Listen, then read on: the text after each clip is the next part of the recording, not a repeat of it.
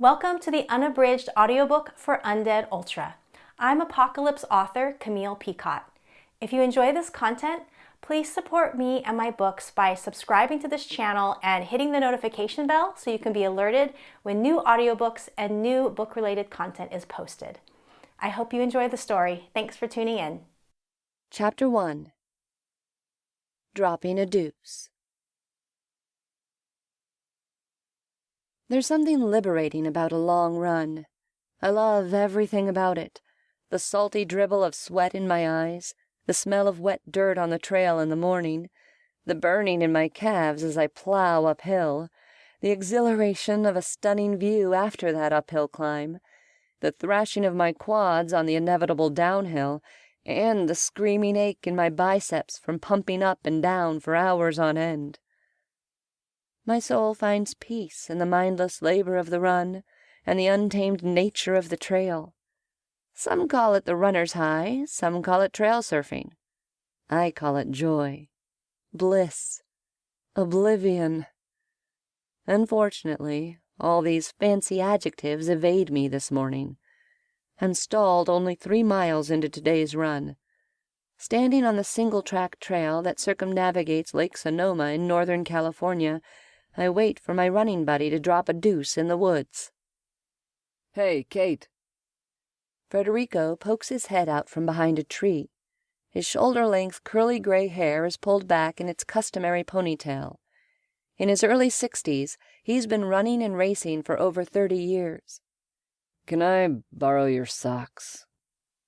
I make a face at him. What's wrong with your socks? I used them. Both of 'em? He wrinkles his nose. I ate chili last night. I narrow my eyes at him. Mrs. Crowell's habanero chili? Yeah.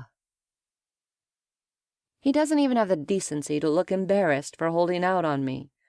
The little old lady who lives next door to Federico is legendary for her chili. Grumbling, I plop onto the ground and unlace my shoes. I hate running without socks. Knowing one won't be enough to mop up Mrs. Crowell's chili, I pull off both of them. "You're washing these," I say, tossing them in Federico's direction. He gives me a wicked smile as he catches the socks. Did I mention my washing machine is broken? Fuck you.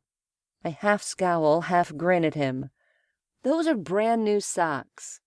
The least you could have done was get some chili for me. I knew there wouldn't be enough socks for both of us, so I ate it all myself. I chuck a rock at his head. He ducks back behind the tree. The rock bounces harmlessly into the brush. I'd like to say this is the first time something like this has happened. I'd like to say I've never asked to borrow his socks. When you run for hours and hours out in the middle of nowhere, shit happens. Literally. And if you're lucky, you'll have a friend to help you out. All done. Federico jogs back out to the trail. The front pouches on his hydration pack bulge with the soiled socks. Yuck! I plug my nose. You smell like shit. He arches an eyebrow at me. I'll have you know, little jackalope, that my shit doesn't stink. It smells like roses. Jackalope is Federico's nickname for me. It's a jackrabbit with antlers, an urban myth in North America. You wish, I reply with a roll of my eyes. I'm running in front so I don't have to be downwind of you. I break into an easy lope, skimming up the narrow, uneven trail. The thick tread of my trail shoes grip the damp earth and provide sure footing. The morning is glorious, crisp with the smell of last night's heavy spring rain. Bars of sunlight break through the trees, ephemeral strands that dance with life. To my right, I glimpse the serene blue of Lake Sonoma. A hawk glides on invisible currents of air. Federico and I have 20 miles planned for today. I feel myself slipping into the joy of the run. My brain moves into a state of pleasant numbness, a special place where the ache in my heart subsides. Out here, running through the woods, I can almost pretend Kyle is home, waiting for me. Kate, I gotta go again. Federico's voice draws me up short, reality snapping back in around me. I turn around in time to see him dash behind another tree. "All my other socks are in the car," I call, trying to keep the annoyance out of my voice. We haven't even done 4 miles yet. "I saw some poison oak a little ways back. Want me to get you some?" "Fuck you, jackalope," he calls back cheerfully. I sigh, scuffing the tread of my running shoe irritably in the dirt. Through the dappled morning light, something red flashes in the corner of my eye.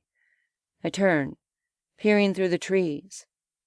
After a moment, I realize what it is I'm seeing: a dead pig. Wild pigs are pretty common at Lake Sonoma. They wreak havoc in the parks with their rooting. What's not common is to find a dead one with its blood and entrails pooling on the forest floor. "There's a dead pig over here," I call to Federico.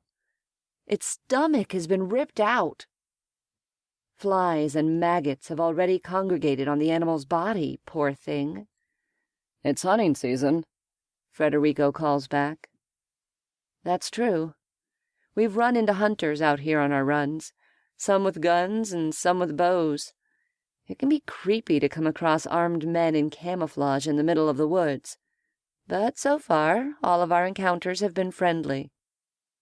"Poor bastard probably got shot but managed to get away," I agree. "Mountain lion or coyote could have taken it down once it was wounded." Federico trots out of the trees and takes a look at the dead pig. "Yeah, I'd say something with claws and teeth definitely got into that guy." God! I take a step back from him and plug my nose. "You're starting to smell like porta-potty." He makes an apologetic face. "Oak leaves make shitty ass wipes."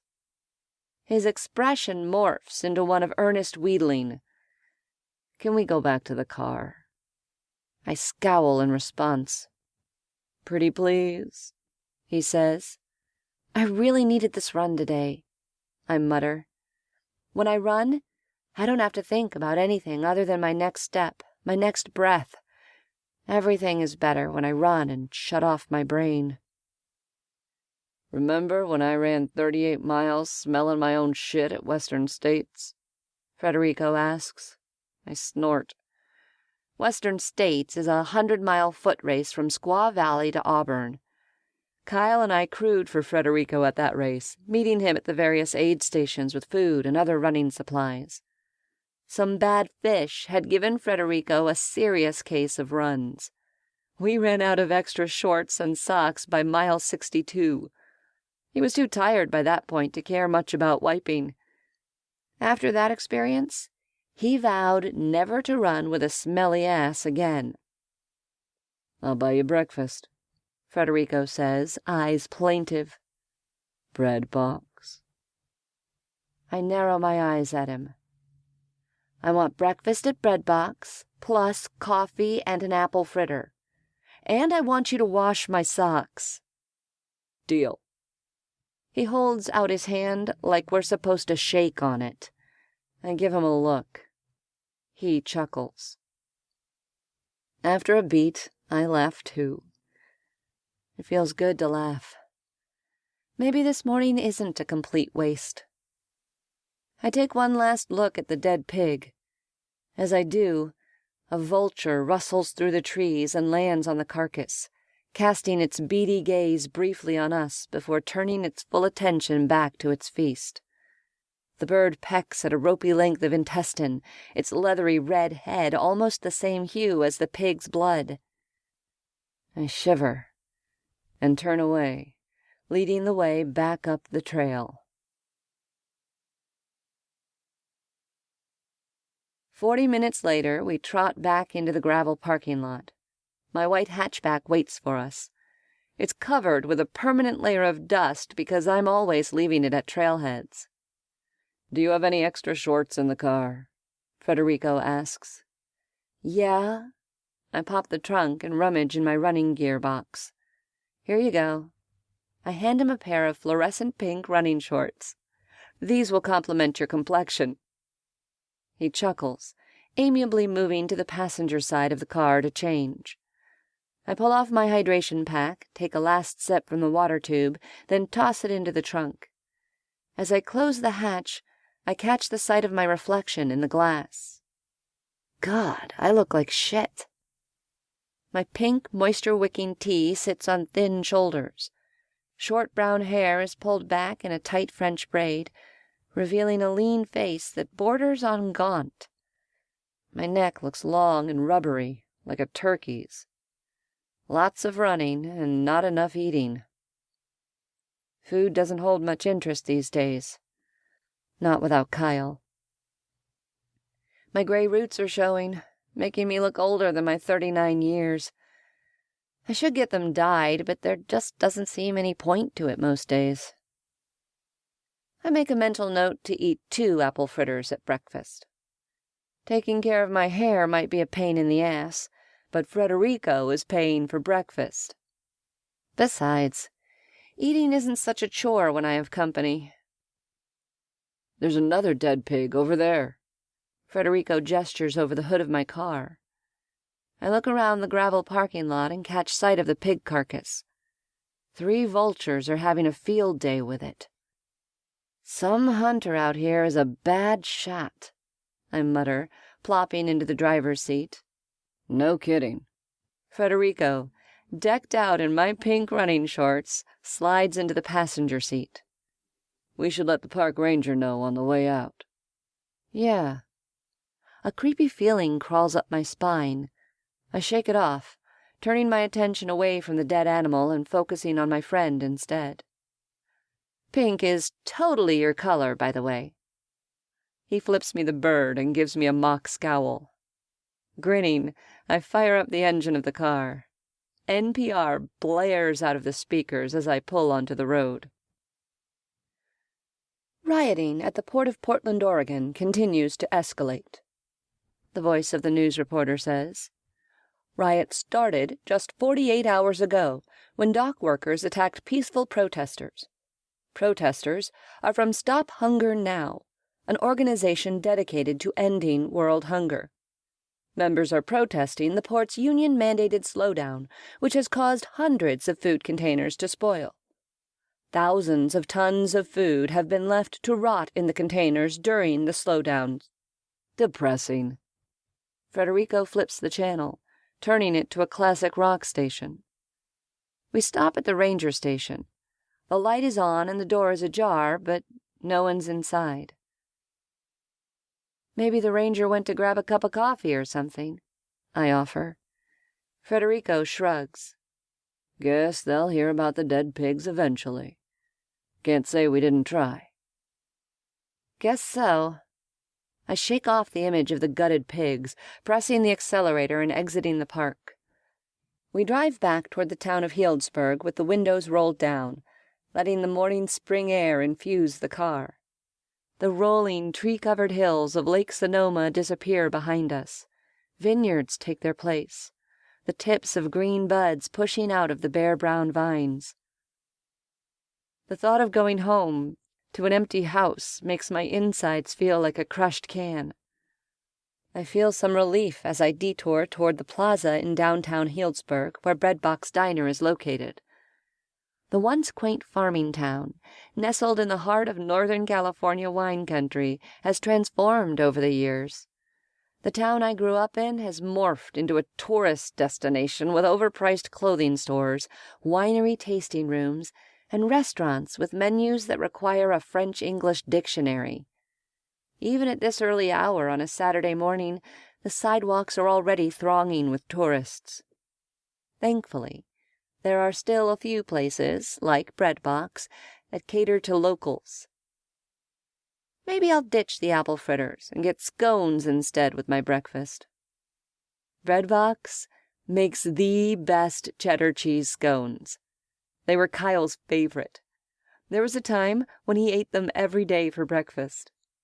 That fad lasted until he started having trouble buttoning his pants. After that, the scones became a rare treat, though they were no less loved. Eating one will make me feel close to him. And I want to feel close to him. What the hell? I slam on my brakes as a 20-something in 6-inch heels staggers off the sidewalk and nearly falls into my car. Chapter 2. Dead Drunk. "Watch where you're going," Federico shouts at the drunk girl. She laughs uproariously, as if nearly walking into a moving car is worthy of a Comedy Central skit. Her pack of girlfriends laughs with her, hauling her back onto the sidewalk as they grin and wave at me. Every last one has on skin-tight clothing and 10 pounds of makeup. They carry wine glasses and sport matching fluorescent green wristbands, the sort you get at a rock concert. It's only 9 in the morning, and it's clear this pack of Barbies is already shit-faced. Did they start the day off with Bloody Marys and mimosas? Seriously, who greets the day and says, "Please pass the 6-inch stilettos, I'm gonna get shit-faced today"? You'd think they'd at least wear sensible shoes for a long day of drinking calisthenics. But hey, if you're gonna make an ass out of yourself, might as well look good, I suppose. That way everyone will notice you. The drunk Barbie band roves off in search of the next tasting room. Hopefully they packed a few barf bags in those designer purses. My car rolls farther into downtown. There are people everywhere, all of them carrying wine glasses and wearing fluorescent green wristbands. "Barrel tasting weekend," I groan. I'd forgotten about that. 2 weekends of drunken festivities." Federico purses his lips. People come from all over the world to sample wine out of the barrels of Healdsburg wineries. Our population of 10,000 will literally double with the influx of tourists. I thought it was cool when I was younger. Now, as I nose my car through the streets, hoping to avoid hitting another drunk idiot, I just find it annoying. I managed to snag a parking spot only a block away from Breadbox. Dressed in spandex compression pants, with sweat stains on my face and in my armpits, I look absolutely fabulous amidst the decked-out stiletto tourists. I tug my visor down, avoiding eye contact with everyone. Federico practically struts into their midst, my pink shorts ablaze. Despite myself, I have to smile at the odd looks he gets. At least he doesn't smell like shit anymore. That would get attention. We shoulder our way through the tourists and their wine glasses before finally arriving at Breadbox. The inside of the restaurant is like stepping through a time machine. Formica tables, vinyl chairs, chipped linoleum floor. I love this place. While the rest of the Healdsburg Plaza has transformed over the years, Breadbox has remained unchanged. It's too dive-like to attract the fancy tourists that roll into town, which means it's mostly empty this morning. No French-English dictionary to eat here, thank you very much. We order and take a seat next to a window that looks out on the plaza. This was Kyle's favorite table, even if watching stupid drunk people wasn't his favorite pastime. "I just signed up for an Ultra," Federico says, sipping his coffee. Ultra is short for ultramarathon. An ultramarathon is any race longer than a marathon, or 26.2 miles. "I hope you don't plan to eat Mrs. Crowell's chili the night before," I reply dryly. He chuckles, a warm, rich sound that eases the tension in my muscles. "Which one are you running?" I ask. "Mount Tamalpais 50-miler. He cocks his head. "You should come. You haven't raced since you lost Kyle." Part of me shrivels inside. I ran ultras all the time when Kyle was alive. He came to every race as my support crew. When I ran into an aid station, he'd be waiting with snacks, fresh socks, electrolyte tablets, a blister kit, whatever I needed to help me refuel and finish my race. His presence always kept me going, especially on the hard runs.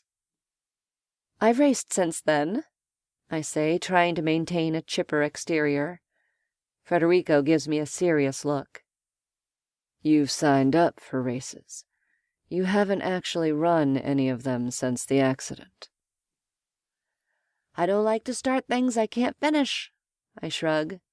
My plantar fasciitis has been bothering me. You know that. It's true.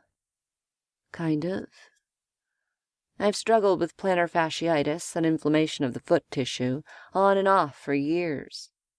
Kate, don't give me that. You're in the best shape of your life, and we both know it. I shift uncomfortably in my chair, studying my coffee. Without Kyle, I just don't have the desire to race. I have no one to run to. Race entry fees are too expensive, I say at last. I need to save money to help Carter with school.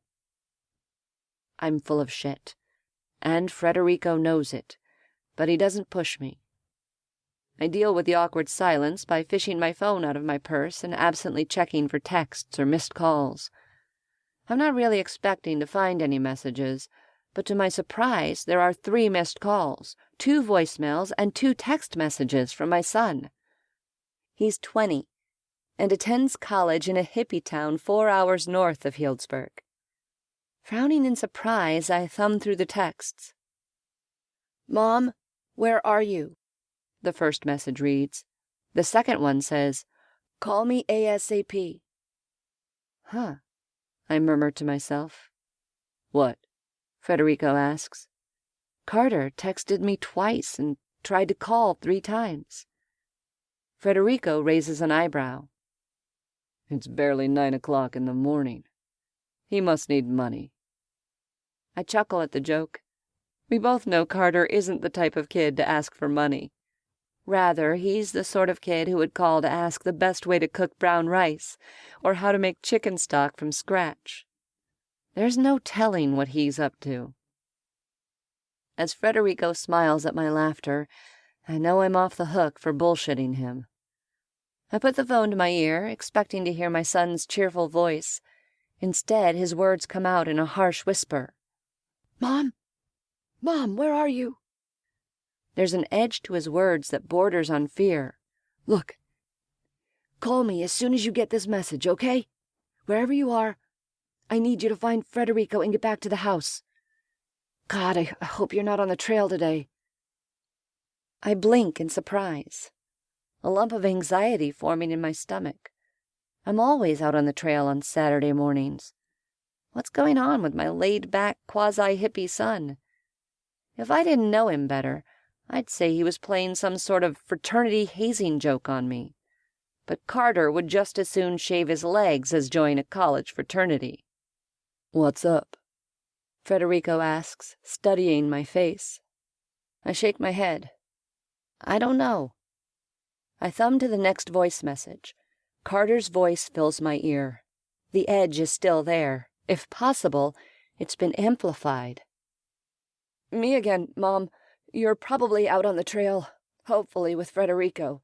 Look, I need you to drive home, lock everything, and barricade all the windows and doors. Fill up the bathtubs with water. I know this sounds weird, but please, trust me. Call me as soon as you can."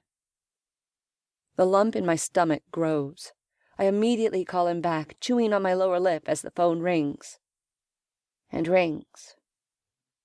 And rings some more, finally switching over to voicemail. "Hi, sweetie," I say. "It's me. I'm with Federico. Call me, please. You're scaring me."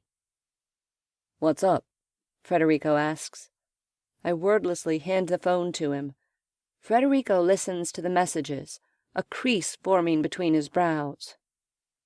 Think he's playing a joke on you? He sets the phone down after listening to the messages. "Maybe," I reply. It's not really Carter's style, though. No, it's not. Federico scratches his head.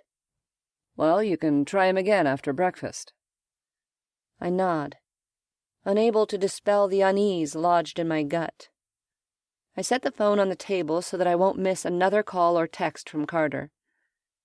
Our breakfast arrives. We dive into the meal. As I stuff a fork of hash browns into my mouth, I idly stare through the window out at the plaza. It's a large grassy area with soaring, manicured trees, a gazebo, and a water fountain that doubles as a toddler swimming pool in the summer. This morning, it's thronging with tourists. I polish off my omelet and start in on the first of the apple fritters, watching the droves of wine lovers walk by outside. A pack of metrosexual males staggers by in loafers, slacks, and pastel shirts. God, they are even more fucked up than the Barbie brigade we saw earlier. One of them has red wine smeared all over his button-down shirt. Another has red wine splashed on his face. All of them move with a shuffling gait. Maybe they started barrel-tasting weekend with mimosas, Bloody Marys, and tequila shots. Maybe they're just hung over from a full night of partying. Whatever the case, they look like hell. This is better than reality TV, Federico says around a mouthful of biscuit. I nod, shoving a chunk of apple fritter into my mouth. The metro with red wine all over his lavender shirt lunges at a pretty girl in tight pants. The neckline of her shirt practically plunges to her navel. The metro paws at her breasts, a loud moan passing between his lips. This is more like a bad porno, I reply, picking up the second apple fritter. Get away from me, you pervert, the girl shouts. She tries to shove the man away. He's nearly twice her size and doesn't flinch under her pathetic force. He moans again, still pawing at her breast. A really bad porno, Federico agrees, anger seeping into his voice. He shifts, and I know he's considering going out to help the girl. The metro suddenly seizes the girl and buries his face in her neck. She screams. It's not a cry of disgust or violation. It's a piercing shriek of pain that jars me to the core. Federico jumps up, knees hitting the table. The plates and silverware bounce and rattle. The girl twists in the man's grasp, her eyes wide like a desperate animal's. The man in lavender leans back, blood staining his mouth and raw flesh hanging from his lips. Blood gushes down the girl's throat, a river of it running between her breasts. "What the fuck?" Federico cries. We both stare, paralyzed with shock and horror. The girl is screaming, screaming, screaming. The metro in lavender leans back in, sinking his teeth into her jugular. Blood sprays, splattering all over the window. Right by my face. Chapter 3. Red Hats. Fuck! I jump to my feet, knocking over my water glass. Fuck! I gape, transfixed, as the pastel shirt club swarms the girl. They bear her to the ground, sinking their teeth into her flesh and eating her alive. I stumble back, bumping into Federico. What the? He stares as the metro horde devours the girl, mouth hanging open. Behind us, our waitress screams. I turn in time to see her drop 2 orders of biscuits and gravy to the floor. The few other patrons in the diner are on their feet, all of us stupidly watching the horror movie unfolding in front of the restaurant. A group of gray-haired men dressed in sensible sneakers, all with barrel-tasting bracelets, stumble into the metro gore. One man sees the girl on the ground and tries to intervene. Seconds later, 2 members of the Metro Club pounce on him. One claws into the man's enormous gut, tearing through his shirt in a spurt of blood. 2 other men, restaurant patrons, race past us, bursting through the front door. They grab onto the closest of the metros, attempting to drag him off the girl. At the table next to us, a woman is on her cell phone, eyes wide.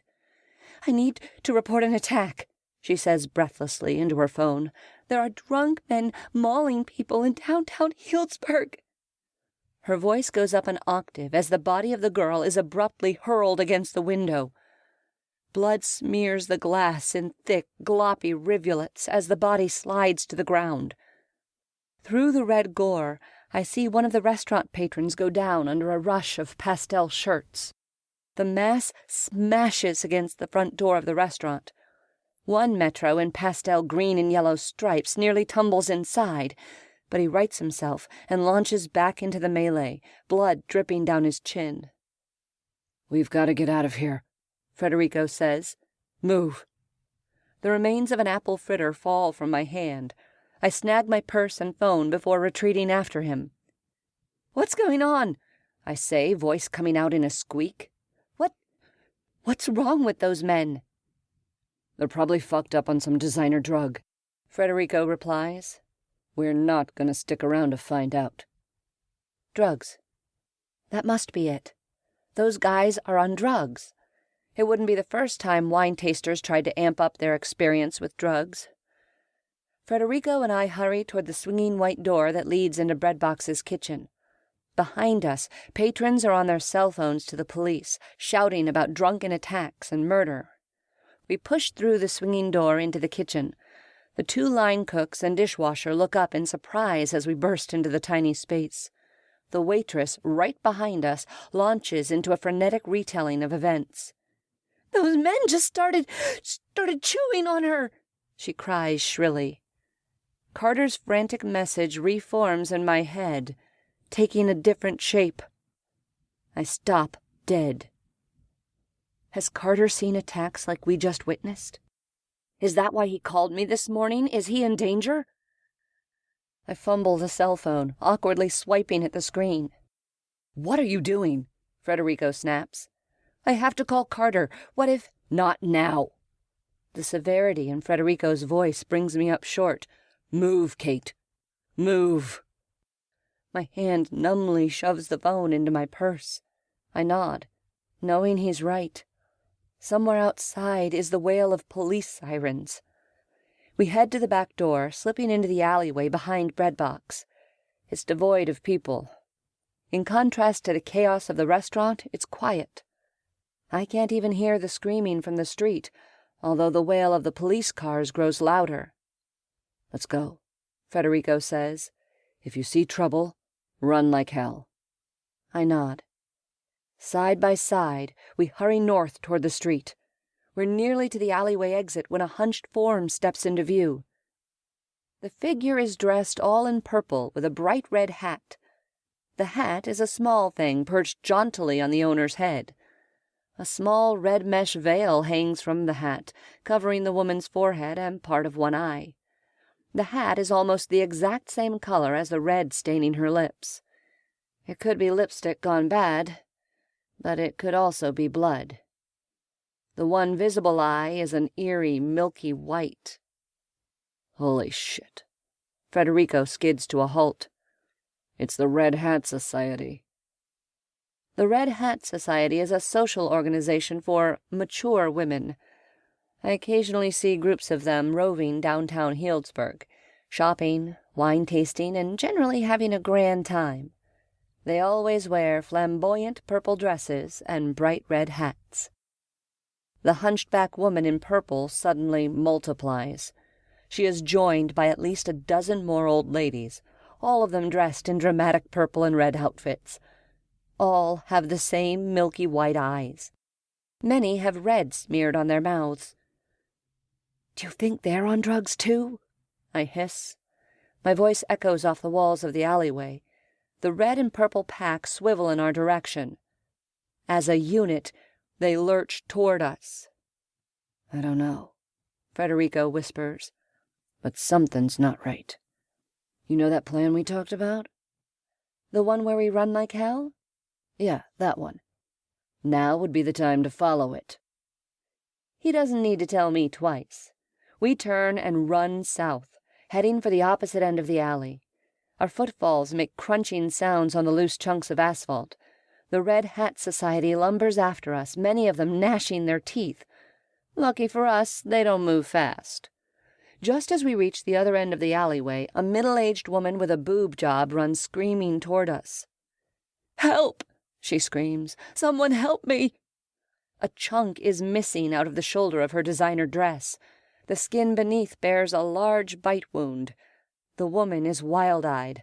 One foot is barefoot, the other limps along on a stiletto heel. Blood seeps down her shoulder. "She's bitten," Federico says, holding an arm out in front of me. "Steer wide." I give him a sharp look. Neither of us has said the Z word, but clearly I'm not the only one thinking it. "Help me, please," the woman howls. She paws at her face. "There's something wrong with my eyes. Please, help me." Her noise agitates the Red Hatters. One of them lets up a loud keen. The others snarl and growl, continuing their steady shuffle toward us. "I'll call 911, I say, wanting to help the woman. I grope in my purse for the cell phone. "We'll get an ambulance over here." "They attacked us in the tasting room," she whimpers, tears running down her face. They bit us. They bit me."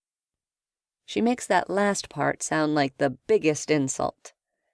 Federico and I hug the wall, moving in a semicircle around the wounded woman toward the mouth of the alleyway. The pack of Red Hatters inches ever closer. "I'd stay away from them," I tell the woman, indicating the purple and red women. She nods, still sobbing. We peer out of the alley. Police have set up a barricade on the corner, blocking access to Breadbox's street. A cluster of tourists gathers at the barrier, sipping wine as they gawk. Beyond them are more tourists, oblivious or unconcerned with the bloodshed. My questing hand at last locates the cell phone. Just as I'm about to pull out the smooth rectangle, an ambulance screams into view, rolling past the barricade. "There's an ambulance over here," I say, turning towards Stiletto Woman. "You can—" A shriek interrupts me. I spin around and find the woman rushing toward me. Clinging to the hem of her dress is an old lady in a red fedora. Behind them come the rest of the Red Hat Society. The woman stumbles under the weight of the old lady, dragging her across the pavement. One of her enormous silicone orbs slams into me. I stumble back, smacking into the wall. "Help me!" the woman shouts again. Her eyes have a milky white film over them. I am many things. A mother, a widow, a waitress, an ultra runner. I am not a trained badass who knows how to handle a situation like this. I scream like a girl and grapple with the woman, trying to twist away from her and the growling old lady latched onto her. "Kate!" Federico plants one dirt-covered trail shoe on Fedora Lady's hip. He shoves. Hard. She staggers sideways, crashing into several of her red and purple brethren. They topple over in a tangle of red and purple. Half a dozen of them are still upright, but they're a good 10 feet away and not moving fast. Boob Job Woman falls to her knees, clawing at her eyes. She screams and screams, the sound raising the hairs on the back of my neck. "Holy fuck," I breathe, falling back against Federico. "Let's get out of here," he replies, grabbing my hand and pulling me backward. "But the woman—" I gesture helplessly at the blonde as the Red Hatters inexorably inch toward her. "The police." Federico jumps out of the alleyway, waving his arms in the direction of the cops. "Over here," he yells. "Someone needs help. There's been another attack." 2 cops break away from the blockade and run toward us. "Move back, sir," one of them shouts. The cop hits the corner of the alleyway at a dead run, nearly losing his balance when he draws up short at the sight of snarling, bloody old ladies and the hysterical boob job woman. The second cop is right on his heels. They both pull out billy clubs, stationing themselves between the Red Hatters and the panicked woman. "Move back," the first cop says again. "Nothing else we can do here," Federico says. "Come on." He's right, of course. I wish I could say I was ex-military with a lifetime of survival skills under my belt. I wish I could say I had a black belt in badassery. But I'm nothing more than a widowed waitress with an obsession for running. People like me don't rescue desperate women with boob jobs from a pack of drugged-out Red Hatters. I nod to my friend. Side by side, we break into a run, pelting away from the madness as fast as our feet will carry us. Chapter 4. Disconnected. We head east, heading away from the violence. Wine tasters are out in force, all of them armed with wine glasses and enthusiasm. With the sidewalks being so crowded, we're forced to alternate between jogging and fast walking as we weave through people. Ahead of us is a group of college kids in tutus. They are a riot of color, ranging from Barney purple to Caltrans orange. Seriously, wine tasting really does take all kinds. One of the tutu wearers rubs at a small wound on her arm. "What a creep," I hear her say. "I can't believe he bit me." Federico and I exchange looks as we dodge through the tutu brigade. "There's an ambulance just down the street," I say. "You could have that looked at." A few of the kids turn. They take one look at our grimy running gear and dismiss us. A few of them even titter. I open my mouth to say more, but Federico grabs my arm and shakes his head at me. "We tried. We can't make them listen." "But what are you going to say? Besides, we don't know what's going on." This gives me pause. He's right. That Metro gang could be high on yuppie designer drugs. Those Red Hatters could have been suffering from dementia and really bad lipstick jobs. "We have to get to the car, Kate. You need to call Carter." This snaps me out of my dilemma. "Okay," I say, glancing back at the tutu gang. They're laughing and sipping wine and generally having a grand time as they stroll away. "Okay, let's go." We continue on, slowing to dodge through a crew of professional wine tasters. These are people who know they're going to get shit-faced and dress for it.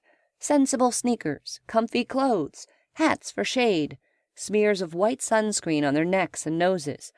If there was a guidebook on how to attire oneself for wine tasting, these guys could be on the cover. "Can you tell us how to get to Warrior Wines?" one of them calls as we hurry by. "You don't want to go there," I call back. Warrior Wines is right on the plaza. "Try Clandestine Cellars right outside of town. Their Zinfandel is the best." I try to load my voice with enthusiasm, even though I've never had anything from Clandestine Cellars. I don't even know if they make Zinfandel. But at least that will get those people away from the violence. The professionals wave in thanks and cluster around a map, talking excitedly about Zinfandel as they try to locate the winery. Maybe, just maybe, I saved their lives. Or maybe I'm a paranoid freak and just sent them on a wild goose chase for a wine that doesn't exist. We reach my car without any further incident. Once inside, I lock the doors and check for messages. There's another text message from Carter. "Glad you are with Federico," it reads. "Let me know when you get back to the house." I put the cell phone to my ear as I pull a U-turn and speed toward my house. To hell with California hands-free laws. My son answers on the second ring. "Mom!" There's relief and fear and tension all twined together in that single word. "Carter, are you okay, baby?" I ask. "What's going on?" Silence. There are soft murmurings in the background, but nothing I can make out. "Carter?" "Yeah, I'm here. Are you back at the house yet?" "On our way now. I'm with Uncle Rico. Baby, what's going on?" "Mom?" This is gonna sound weird. I want you to get home before we talk more, okay? Did you see people get attacked, sweetie? Another long silence. My stomach drops into my feet. "Carter, did you see people biting other people?" I brace myself. "People, eating other people?" I'm not sure what I'm more afraid of, a skeptical laugh or a confirmation. I haven't been the sanest person since Kyle's accident 2 years ago. Carter watched me run 50 to 80 miles a week for most of his life. After his father died, he watched me ramp up workouts to anywhere between 120 and 140 miles a week. He saw me break down into tears at the grocery store when I couldn't find my favorite chocolate chips. He even saw me chew out the mailman for not putting the mail in the box the right way. I'm ashamed I haven't been stronger for Carter. There's a desperate wildness always screaming inside me. I can usually keep it under control if I run myself ragged. Otherwise, I end up with mailman incidents and other embarrassing events. Before he moved away to Humboldt State University, Carter bought me 2 pairs of running shoes and 10 boxes of electrolyte tablets. "Take care of yourself while I'm gone, Mom," he'd said to me, all too aware of my fragile state of mind. Fuck. My son is going to think I've completely lost it. "I'm putting you on speakerphone, sweetie." "Uncle Rico?" Carter's voice projects out of the phone, which I hand to Federico. "I'm here, kiddo," Federico replies, holding the phone in the air between us. "Is my mom okay?" "Yeah, kiddo. Your mom's fine. I got her to eat 2 apple fritters this morning." I scowl at Federico, annoyed they're talking about me like I'm not here.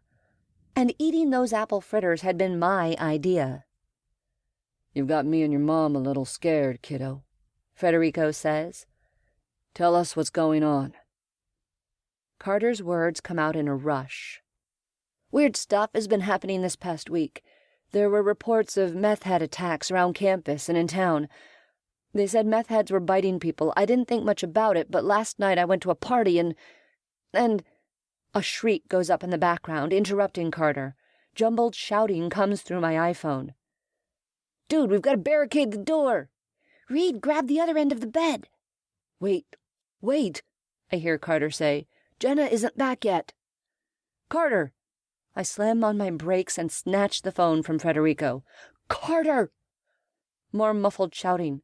Then the distinct voice of Carter saying, "Oh, shit! There's zombies everywhere, dude!" Then a huge banging sound, like someone smashing the phone, and all is silent. "Carter!"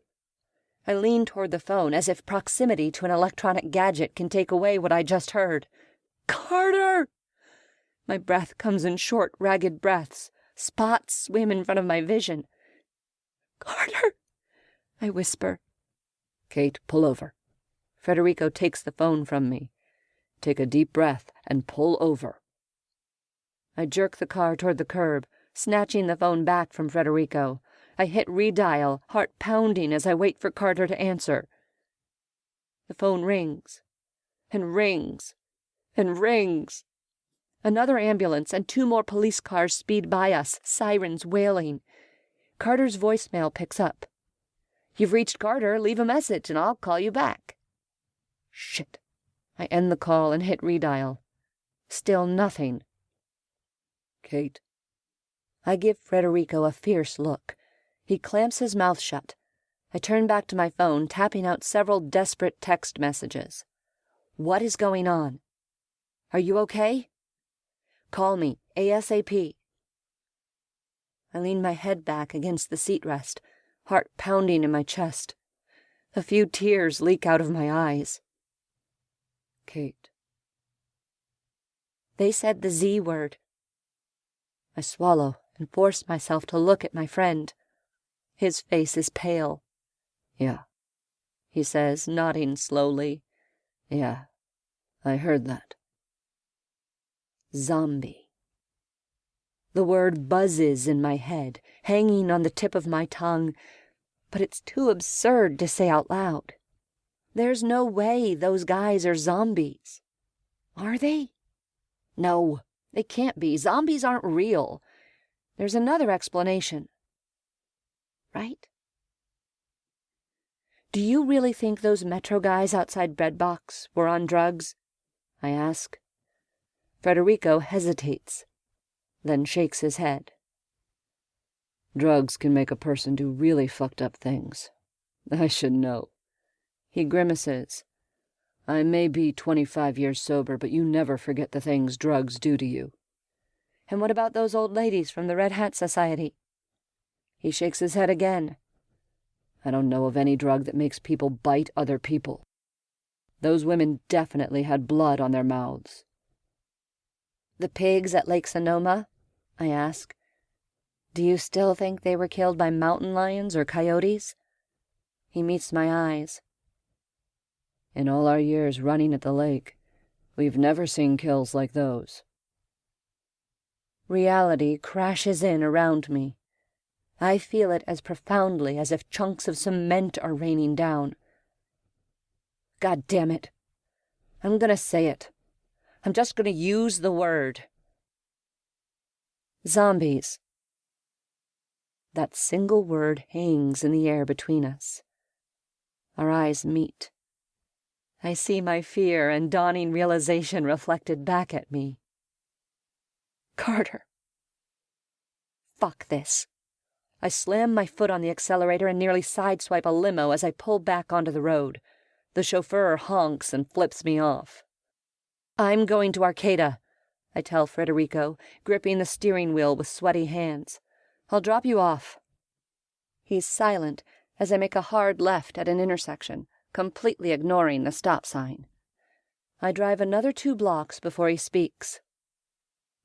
I'll go with you, he says. What? You don't have to. When Carter went away to college, I promised him I'd look after you.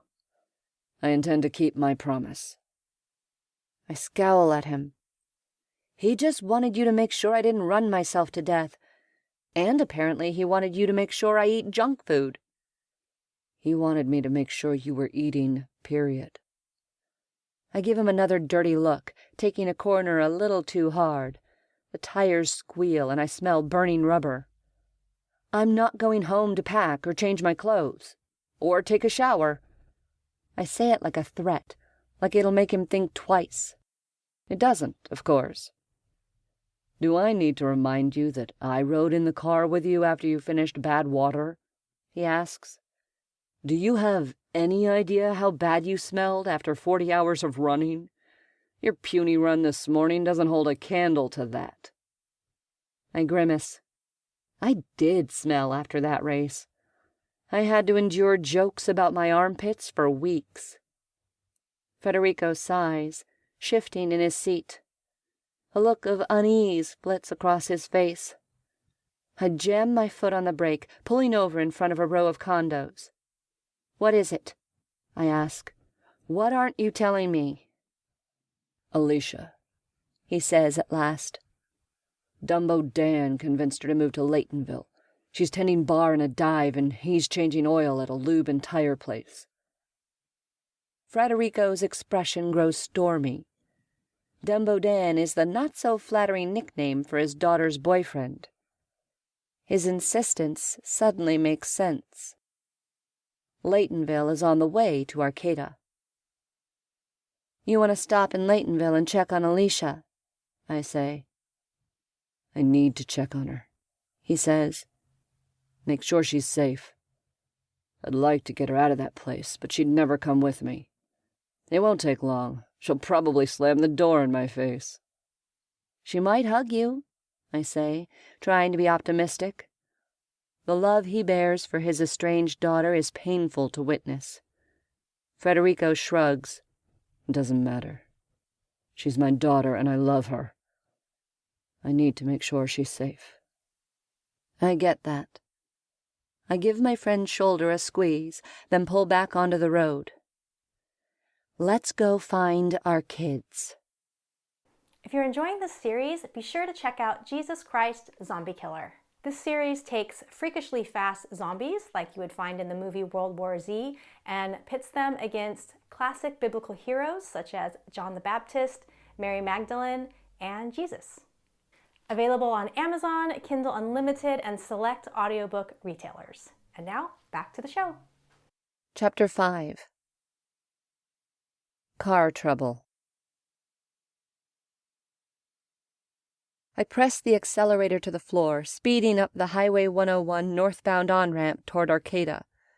I pull into the fast lane and lean on the gas pedal, careening past the tourist traffic. Do you want to call Alicia first? I ask. And what about Brandon? Maybe you should call him too. Brandon is deployed in Puerto Rico. There's no way for me to reach him. Alicia. He hesitates. You know how things are between us. She usually won't answer my calls. Frederico's daughter has never forgiven him for his years of alcohol and drug abuse. He doesn't talk about it much, but I never miss the pain in his eyes when he mentions her. I know you guys don't communicate much, but you should call anyway. Even if you just leave a message, you should warn her to stay home. She might not know about the zombies. Besides, my number will come up on the caller ID. Maybe she'll answer. Yeah. Okay. Reluctantly, he dials her number. After a few rings, I hear the automated voicemail service answer. Hey, Alicia, Frederico says. It's Dad. Look, Kate and I are on our way north. Thought we'd swing by and say hi. Haven't seen you in a while. I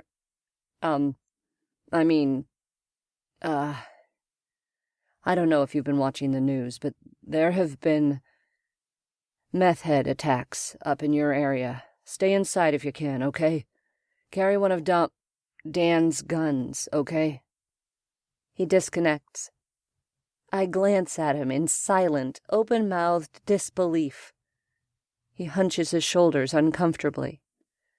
She's never listened to my advice. Why should she start now? At least if I tell her they're meth head attacks, she'll believe me. She'll think I've gone over the edge if I use the Z word. Zombies. God, I can't believe we're using that word to describe real life. I flip on the radio and scroll through the news stations. Strange reports of a viral mania sweeping through Portland, says an announcer. A listener just sent me a YouTube video of a dog walker attacking an innocent woman on the street. He rips right through the shoulder of her shirt and bites hard enough to draw blood. You can see this disturbing video by Googling "cannibal dog walker." The station cuts to a commercial. Fuck. Frederico turns down the volume. It really could be zombies. What do you think happened to Carter? I ask softly, eyes focused on the road. What about... Don't think about it. Frederico cuts me off. You have no control over it. All you can do now is get to Arcata. I nod, flying around a corner at 85 miles an hour, and slam on the brakes. Shit! My tires squeal against the pavement, sending up a gush of smoke. Sprawled in front of us are 3 Hummer limousines. One has careened into the side of a bluff. The second one has smashed into the first. The third one has spun out and lost a tire. When I see the 3 massive, obnoxious cars barricading the entire road, I know we're in trouble. Hummer limos are a hot topic in the small town of Healdsburg. They ooze luxury and badass in one neat package, and are all the rage for tourists when they go wine tasting. Residents, myself included, hate them. No, hate is too mild a word. We loathe them. We write letters to the editor extolling their evils. They are agenda points at local city council meetings. For starters, they're obnoxiously large. Around the plaza, a Hummer limo can literally take up half a city block. Out in the countryside, they clog up the quaint one-lane vineyard roads and back up traffic for miles. Some wineries have gone so far as to ban them from their property. So when I see the 3 wrecked Hummer limos completely blocking the road, I'm pissed off. These assholes are keeping me from my son. Then I see the 6 bloody people with milky white eyes, each of them covered with bite marks and grotesque wounds. Based on their clothing, I'd say they were imported from San Francisco's financial district. Shiny shoes and Oxford shirts for the men, conservative pencil dresses and pumps for the women. They probably came up here on a team-building excursion. As my car tires squeal against the asphalt, I see a terrified limo driver leap out from one of the vehicles. 3 of the bloody finance people lumber after him. The other 3, drawn to the noise of my car, come straight toward us. The hill! The hill! Frederico shouts. Get around them. The 4-lane highway splits. The southbound lane to our left rises a good 100 feet above us. To our right is a steep hill of dry grass that slopes down to a frontage road. "The hill!" Federico shouts again. There's no way I can stop the car before hitting the people or the cars. Taking Federico's advice, I swerve around the wrecked limos and head for the hillside slope. My little hatchback shoots off the freeway and goes airborne. I scream like a little girl. "Brace yourself!" Federico roars, grabbing the oh-shit handle with one hand. "Hold on!" I clench my hands around the steering wheel and press my feet against the floor. The hatchback hits the ground with a tremendous clunk. It rattles every bone in my body. The airbags deploy a rush of air, hitting me in the face with the force of a tornado. The car bounces, back end lifting higher than the front. "Shit, shit, shit!" I scream. My poor hatchback is about to go ass over tea kettle down this bleak stretch of land. But it doesn't flip. Instead, it bounces 3 more times. It settles, then stops. A hissing sound comes from the engine. We sit in silence, absorbing the shock of the last 30 seconds. The airbags deflate, slowly revealing the scene before us. The frontage road is empty and quiet. The dry grass surrounding my car is still and silent. In the distance, over the hum of the engine, I hear screaming. "Try the accelerator," Federico says. I obey, tentatively pressing my foot against the pedal. I give a small shriek of surprise when the car lurches forward. "Again," Federico says. I press the pedal, this time with more confidence. The car limps forward, rolling over the dips and bumps on the small stretch of grass. When it rolls onto the frontage road, I sigh in relief. "I can't believe it still works," I say, marveling. Federico gives me a tight look. "We hit pretty hard when we landed. Let's stick to the frontage roads for now." He glances back in the direction of the freeway. "Not sure 101 is the safest route now anyway." I follow his gaze. Several more cars have plowed into the Hummer obstacle course. There is more screaming. Oxford shirts and pencil skirts are piled on top of the poor limo driver. I swallow, feeling sick. "Call the police," I say hoarsely. "Tell them about the wreck." Federico nods, woodenly complying with my request. I head down the frontage road. We roll into Geyserville, a small town 10 miles north of Healdsburg. The town sports 1 stop sign, a fire station, 2 restaurants, and a few tasting rooms. It's surrounded by gorgeous vineyards, and today it's filled with tourists for barrel tasting. I scan the tourists, looking for signs of trouble. At first, all I see is regular people strolling, talking, and laughing. A bit of tension eases out of my chest. Then I spot a man in a linen suit with a big red stain on his arm. To the average person, it would look like a wine stain, but I see his staggering gait. The sun hits his face, illuminating eyes glazed with eerie whiteness. His nostrils flare, head tipping in the direction of the crosswalk and a group of wine tasters meandering between the white lines. "That guy over there," I say, pointing. "I think he's one of them." "What are we going to do?" Federico looks at me. "What do you think we can do?" I break off, really considering his question. What can we do? Get out of the car and try to warn people away from the man in the linen suit? Who would listen to us? We could tie the man up and call the police. For an instant, I have a crazed vision of us finding a jump rope and tying the man to a restaurant chair. I immediately dismiss the idea as impossible.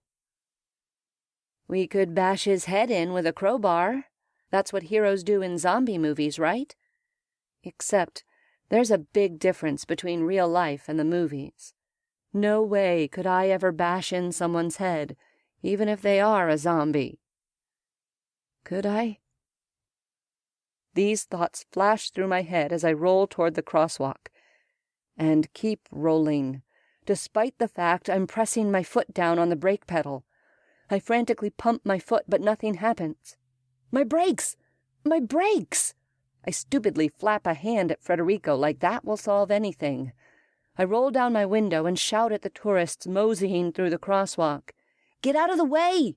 I scream. "Move! My brakes are out!" A few of the tourists hear me. They hurry out of the way, giving me wide-eyed stares. The rest of them continue their unhurried mince through the crosswalk, sipping on their wine glasses and wholly unaware that they're about to be run over. The man in the linen suit chooses that moment to attack. He launches himself like a wildcat into the crosswalkers. Most of them scatter with confused and indignant yelps, but one poor middle-aged woman goes down under him. He wastes no time ripping her shirt open and taking a huge bite out of her breast. Shiny red blobs of flesh gleam in his mouth as he starts to eat.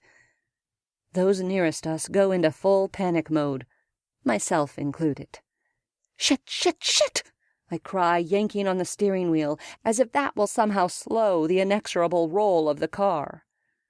Without warning, Frederico hoists his leg into the driver's side and slams down on the accelerator. My hatchback rockets forward, plowing right into Linen Suit and the woman he's eating. Linen Suit is thrown onto my car. He latches onto the hood right below the windshield, snarling at us with bloody teeth. The woman is tossed through the air. She lands on the sidewalk, immediately surrounded by people. I careen through Geyserville's intersection without hitting anyone else, except that now I have a thing on top of my car. Frederico shifts, retracting his foot. "Go!"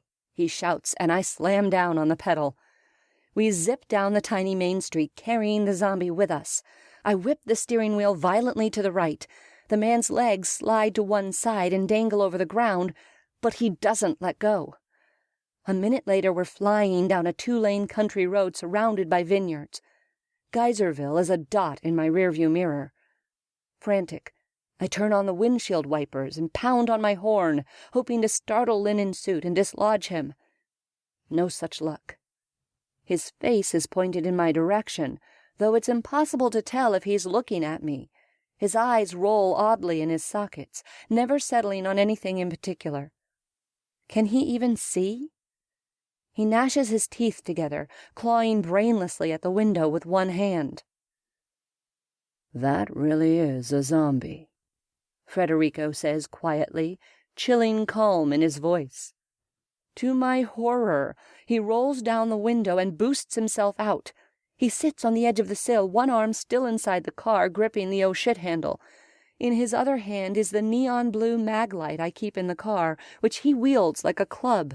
His curly gray hair flies in the wind. "Frederico!" I yell. "You crazy bastard, get back in here!" He ignores me. I keep my foot on the gas, afraid that if I let up, Linen will find some semblance of balance. The man shifts, saliva dripping out of his mouth. He tries to get onto his knees, one bloody hand slipping as he does. As soon as he loses his grip, I swerve again. My plan works. Linen Suit tumbles off the hood of my car. Unfortunately, so does Frederico. With a wild shout, he flies backward and lands between a row of grapes. "No!" I whip the steering wheel to the left, trying desperately to pull a U-turn. The car burns rubber as it spins. The left tires momentarily lift off the ground. The hatchback clunks loudly as it lands seconds later. Linen Suit has regained his footing. His clothes are in tatters, as is most of the right side of his body. There is no way he should be conscious, let alone on his feet. His milky white eyes roll in opposite directions, but his face is aimed in Frederico's direction, like a hunting hound's. My friend grunts softly, struggling to his feet. I don't think. I just act. Aiming the car at Linen Suit, I gun it. My poor hatchback slams into the man. He is sucked underneath the tires. The car plows through 3 feet of vineyard, the thick stalks of the grapes denting the hood before falling prey to the grill. I hear and sense something on the rear side shearing. The hatchback grinds to a halt, caught by the 6 vineyard trellises on the outskirts of Geyserville. I throw open the door and leap out. Federico is on his feet, bracing himself against a grapevine. Linen suit is still going. Both his legs are broken, but he's crawled out from under the car. Propped up onto his hands, he is dragging himself through the vineyard like a seal. He's heading straight toward Federico. I can't hide from the truth. This thing that used to be a man, it's not human anymore. No human could have survived what he's been through. It's a zombie, as in one of the undead, as in a flesh-eating monster. "You fucking undead asshole!" I shout at him. "Stay the hell away from my friend!" Chapter 6. Broken Skull. Adrenaline surging through my body, I snatch a large rock lying on the soft soil of the vineyard. I take several steps toward the zombie, arm raised high above my head. Linen Suit hears my approach, his head turning in my direction. He growls, scenting the air. Fear paralyzes me. I have the advantage, but what if I'm not fast enough? What if I go in for the kill, miss, and get eaten? In a moment of girlish fear, I chuck the rock as hard as I can. My aim is off, but it does deliver a glancing blow to the chin, which pisses him off. He snarls, clawing his way toward me. Shit! This is not going well. "The mag light," Federico calls. "It's over there." His frantic gestures help me spot my neon blue flashlight lying near the side of the road. Thank God I picked a bright color. I rush to the mag light and snatch it up, holding it in front of me like a bat. I advance on the zombie, palms coated in sweat. "Circle around," Federico says. "Come at it from behind." Linen Suit whips his head back and forth, attention swiveling between me and Federico. My breath rasps as the creature focuses his attention back on me, dragging himself in my direction. Following Federico's advice, I circle around the zombie. Still pushed up like a seal, he tries to follow my progress. Squelching all reason, I dash in and swing the maglite straight at his head. There's a sickening thunk as I connect with the skull. "Again," Federico shouts. "Hit it again, Kate!" I grit my teeth, squashing the revulsion rising within. The zombie is wounded, but still alive. I am not cut out for this shit. I can't even pick up the birds killed by my cat. I get my neighbor to do it in exchange for cookies. Flinching, I swing the maglite a second time. A shudder goes through me. The memory of beloved blue eyes momentarily blinds me. Again. A third time. Again. A fourth time, and a fifth. I hit it over and over. The horrible sound of shattering bone blinds my eyes with tears. Gentle hands close around my shoulders, pulling me back. "You got it," Federico says quietly in my ear. "It's over." I blink away my tears, staring at the skull of the battered zombie, at the blood oozing from the big wound in the back of its skull. The potent memory I've been fighting surges up and socks me in the gut. God! I stumble back, breaking out of Federico's grasp. I fall against the hatchback and bury my face in my hands. My chest rises and falls in short, panicked breaths. Kyle! It was 3 weeks before Carter's high school graduation. I dragged my son to the mall to pick out new clothes for the occasion. You'd think we'd undertaken some task of horrific proportions, like scraping gum off bleachers at the high school football stadium, instead of shopping in an air-conditioned department store. "I look like a yuppie." My 18-year-old son scowled at himself in the Macy's mirror. "A penguin yuppie." In Carter's world, yuppies were scions of the devil. "You look handsome," I corrected, straightening the sleeves of the blue button-down shirt he wore. The color of the shirt set off his eyes, which were a perfect match to his father's. "What color of tie do you want?" "A tie?" The anguish on his face was laughable, although I was careful not to laugh. "We can skip the tie, but—" "Yes," he said immediately. "I don't want to wear one of those things." He tugged at his shirt collar, as if wearing a tie was akin to having a constrictor around his throat. "If you skip the tie, I want a trim." Silence. His scowl shifted to me. "I'm not getting rid of this." He drew a protective hand across his giant bushy beard. "I wouldn't think of asking you to shed the lumberjack look," I replied with a straight face. "Not for graduation. I just want a trim." 2 inches? 1, he countered. 1.5.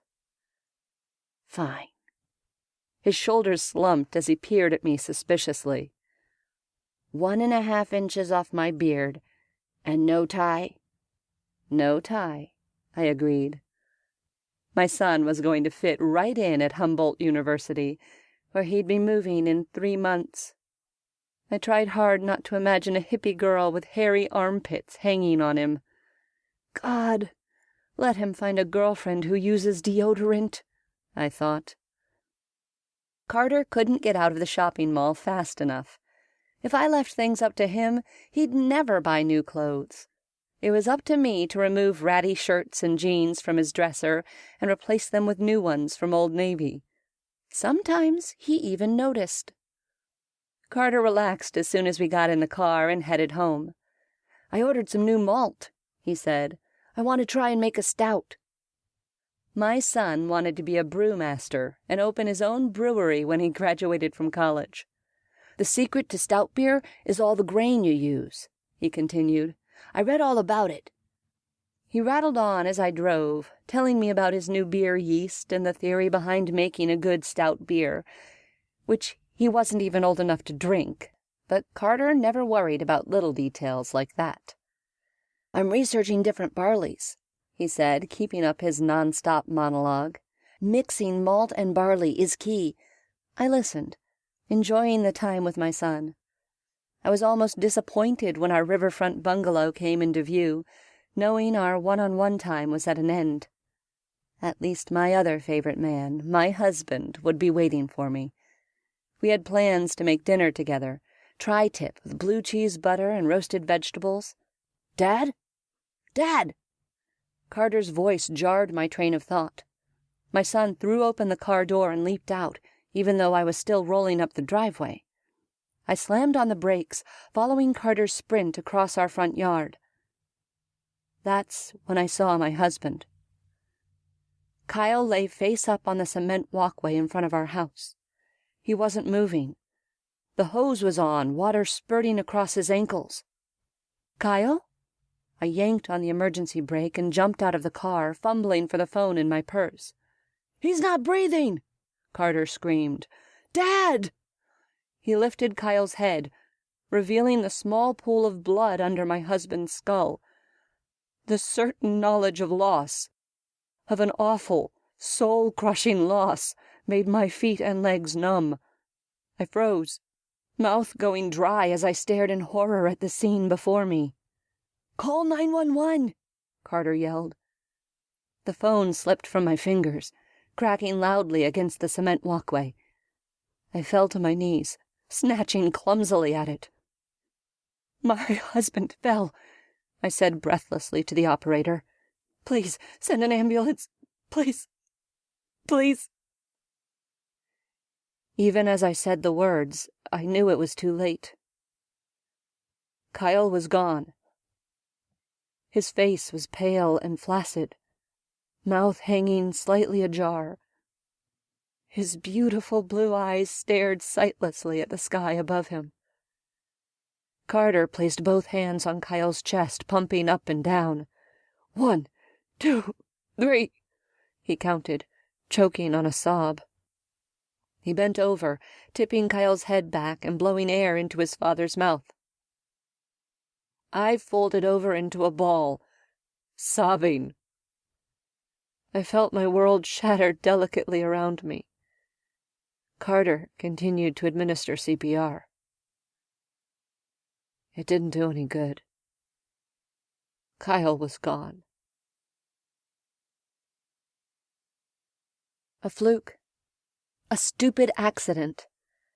Kyle slipped on wet pavement and cracked his head open. Just like that, he was gone, stolen from me and Carter. Sometimes, when I lie in bed at night, I imagine I hear the crack as the back of Kyle's skull connected with the cement. It's a dull sound, distinct, but not very loud. Soft, but deadly and permanent. In all my nightmares and morbid mental movies of his death, I am haunted by the sound of his skull connecting with the pavement. It's a deep, faint thud I've only imagined, and it's identical to what I just heard when I split this zombie's skull. The sound often drives me into my running shoes and out onto the road, but it doesn't matter how far or how fast I run. I can't escape the fact that my husband, the love of my life and my best friend, is gone. Did Kyle hear that dull, horrible noise before he died? Had he died instantly like this zombie, or had he dwelled in unconsciousness while his life bled out of his head? Could Carter and I have saved him if we'd gotten home 5 minutes earlier? 10 minutes? As I stare at the zombie's ruined head, all I can think of is Kyle. My dead husband's brown goatee and strong nose are superimposed on the face of the zombie with the bleeding skull. My hands shake. My chest is constricted, making it hard to breathe. "Kate!" Federico shouts in my ear, giving me a rough shake. "It's not Kyle! It's not Kyle!" And just like that, the moment is over. Kyle's features melt away, replaced with the grotesque one of the zombie. Panic drains out of my chest, letting breath flood normally into my lungs. I sag, letting tears dry on my cheeks. "I miss him," I whisper. "Every moment of every day I miss him so goddamn much." "I know." He squeezes my shoulder. "I know, Jackalope." I press fingers to my temples, burying thoughts of Kyle. Grief and sorrow will not help me now. Focus on something else. That's what I need to do. I push off the car, frantically rooting around in the passenger seat until I find my phone. I nearly sag with relief when I see a missed text message from Carter. "I'm okay. Had to move furniture in front of door. Text when you can. Don't call. Can't talk. Need to stay quiet." I press the phone against my chest, momentarily closing my eyes. Carter is okay. My son is still alive. Taking a steadying breath, I text back. "We've seen the zombies. Are you safe?" I purposely do not look at the mangled body lying a few feet away. Even if it was a monster, I don't like thinking about what I did to him. "I'm glad you've seen them," comes his reply. "Wasn't sure how to explain things." A strangled laugh escapes me. "Zombies aren't supposed to be real," I text back. "No kidding. Everyone said they were meth heads. Then I saw 3 girls eating a guy at a party last night." Federico leans against the car beside me, glancing over my shoulder at the phone. In the aftershocks of my panic attack, I realize I'd forgotten all about my friend's catapult into the vineyard. "I'm so sorry," I say, looking up from the phone. "I'm a complete shit. Are you okay? You flew at least 50 feet. "I'm a tough bastard," he replies. "Don't worry about me." "Carter okay?" I study my friend, giving him a head-to-toe once-over. "I'm fine, really." Federico says. Other than a scrape on his elbow and dirt smudges on his face and legs, he appears unscathed. I felt worse when I fell off that ledge in the Santa Barbara 100. I snort. Federico had forgotten to change the batteries on his headlamp on that race. Instead of trying to tag along with another runner, he tried to forge ahead alone, and ended up plowing right off a ledge and twisting his ankle. The stunt had forced him into a DNF, a did not finish. The phone in my hand pings with another incoming text. Assured my friend is okay, I turn my attention back to the phone. I tilt the screen so Federico can read it too. Zombies are attracted to noise, Carter writes. That's why I can't talk. Think they're blind too. Hunt by sound. Cars aren't safe. They swarm cars. That explains the white eyes, Federico murmurs. Are you safe? I text. No response. He isn't answering my question, I say tersely. Let me talk to him. Federico takes the phone from me. Carter, he texts. Uncle Rico here. Are you safe? There's a long pause. I can just imagine Carter trying to figure out if Federico is really the one sending the text, or if it's me pretending to be Federico. Carter might try to protect me, but there's a good chance he'll be straight with Federico. The two have always been close, even more so since Kyle died. At last, his answer comes. Safe for now. Can't leave my dorm room. Zombies in hallway. On campus, too. I can see them from the window. A tremble goes through my chest, tears again springing to my eyes. Federico rubs my back in wordless comfort. Pull your shit together, I scold myself. Carter needs a strong mom, not an emotional basket case. He's already had to deal with that scenario one too many times in his life. My phone pings with another text. There are soldiers and CDC workers. Arrived this morning, ordered everyone to stay inside. They arrest anyone they find outside. CDC people are in hazmat suits. If the military and CDC are involved, things are worse than I imagined. I snatch the phone from Federico, pulling up the internet browser. A quick search of the news networks brings up disturbing headlines. Unnamed biothreat discovered at Portland Port. CDC quarantine 500-mile radius around Portland. Oregon-California border closed. CDC checkpoints as far south as Eureka and Redding.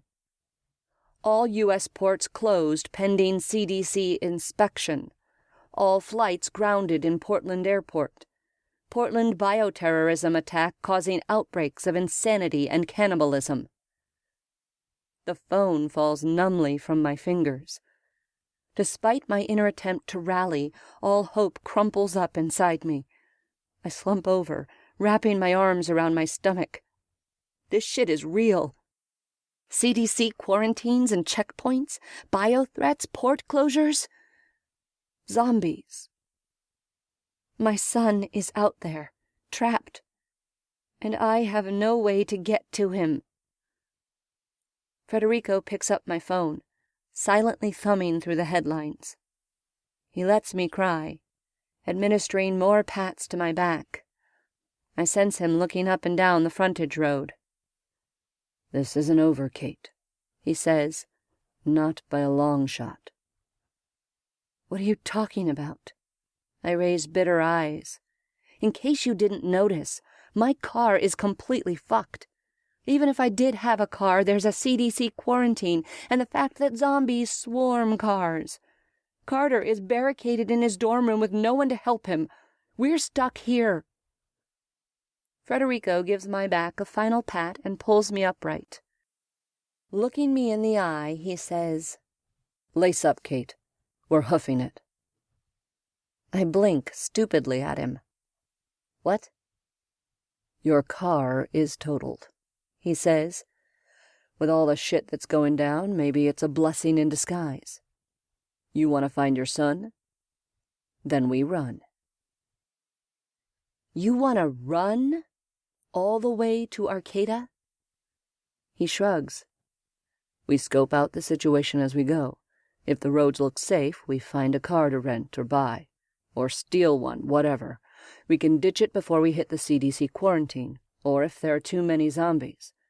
In the end, we'll need to be on foot to get into Arcata. But I work a quick calculation in my head. That's at least 200 miles. Federico takes my phone and pulls up a GPS app. After a moment, he says, It's exactly 201.3 miles from this very spot to Humboldt University. 201 miles, I say, incredulous. Neither of us has ever run that far before. How many miles did you log last week? 136, I reply instantly. I keep a running log and track my mileage and elevation work. I did 109. I think about this. For the average non-crazy person, running 200 or more miles would be impossible. At an ambitious walk, they may cover 15 miles a day, maybe 20 if they're in great shape. But Federico and I have both made a hobby of running ultra races. Insane long distances are our specialty. My eyes dry. Something akin to hope blooms in my chest. If we only stop once or twice for catnaps, ultramarathons are run with little to no sleep, we can make good time. If we can find a car to use for a while, we can make really good time. Do you think we can make it in 2 days? Federico, sensing my budding optimism, considers this. Maybe. If we can knock out some distance in a car, he says at last. If we make the majority of the trip on foot, 3 days is a safer estimate. But we'll be on the road, I say. Road running is always faster than trail running, and we've both done 100-mile trail runs in under 24 hours. I haven't done a sub-24 in over 5 years, trail or road, he replies. The farther we go, the harder it will be to hold a decent pace. There's no guarantee we'll even be able to stay on the road. If things get hairy, we may be bushwhacking. 72 hours. I nod, letting this new reality sink in. I might not be cut out for zombie killing, but I am a long-distance runner. Okay. I pick up the phone and send one last message. Sit tight, sweetie. Federico and I are coming to get you. Be there as soon as we can. 5 seconds later, my phone rings. Carter's smiling face pops up on the screen, an odd juxtaposition to everything that's going on. Put that thing on silent, Federico says.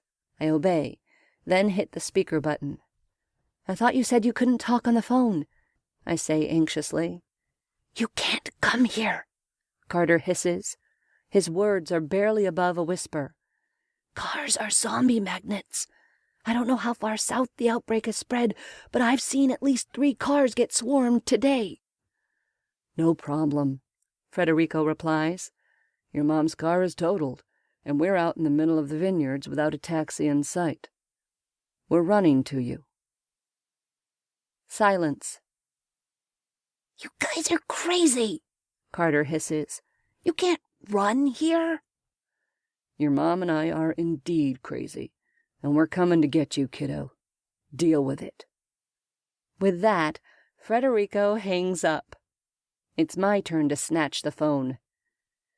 Do you have enough snacks to hold you over until we get there?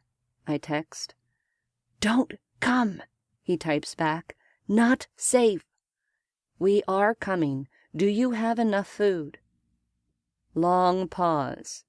Then, yes, we have snacks. What about water? Sink still works. Good. See you soon, baby. Love you. Be careful, Mom. Stay away from cars. Love you too. Chapter 7. Prep. What follows is a routine Federico and I have danced for nearly 2 decades. Prep for an ultra run. Even though this will be a very different type of run, the essentials are the same. We pull my gearbox out of the trunk. It's overflowing with running supplies. I never go anywhere without it, especially these days when I'm running almost every day. The amount of money I spend on running paraphernalia is barely short of embarrassing. In silent symbiosis, we dive into the box. I pull out a headlamp and an extra set of batteries. Next come gloves, beanie, visor, and extra socks. You should swap out your hydration pack for this one. I pass Federico my biggest spare pack, which has a 2-liter water bladder. He nods in agreement, wordlessly dropping his pack into my trunk. I have 5 different running packs in my car, not to mention a few waist packs, each for different types of runs. For what's in front of us, we both need packs with the maximum water and gear storage. Shit, I'm low on fuel. I scoop out 3 energy bars and 1 gel, passing them to Federico.